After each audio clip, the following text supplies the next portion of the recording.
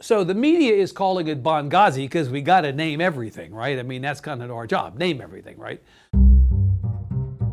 Key players in this drama are Michael Quinn Sullivan, who's a conservative activist, Dennis Bonnen, who's the Speaker of the Texas House of Representatives, and Dustin Burrows, who was at the time the chair of the House Republican Caucus. I'm Michael Quinn Sullivan. Michael Quinn Sullivan is this hardline conservative activist. He's long been a vocal critic of House leadership, and he also happens to head Empower Texans, an advocacy group. It employs reporters who report on the news in a right-leaning way. So over the summer, obviously, Texas Republicans were kind of riding high after a pretty successful legislative session. Late July, everybody's back home in their districts, and Michael Quinn Sullivan revealed that he had secretly recorded a meeting with the House Speaker and one of the Speaker's top allies. What happened at that meeting, Sullivan said, was that the Speaker offered him a quid pro quo. If you go target a list of 10 House Republicans, I will give you House media credentials.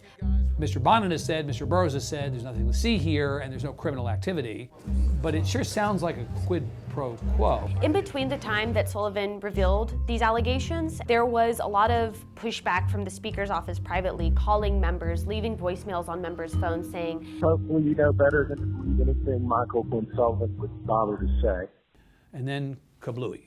One of the most powerful men in Texas wrapped up in a political scandal. When Sullivan released it to the public, the recording did confirm a lot of his allegations. It largely aligned with his account of the meeting, what was said. He disparages a number of Democrats. He calls one Democratic member a piece of shit and says that he makes his skin crawl. He calls another Democratic member vile. Onto the quid pro quo question, there's multiple times where Bonnen references or suggests to Sullivan, now let me tell you what I'm going to do for you. And Mr. Sullivan even says, well, I don't want you to do anything. And the Speaker comes back and says, I know that your group wants media access to the House floor come 2021.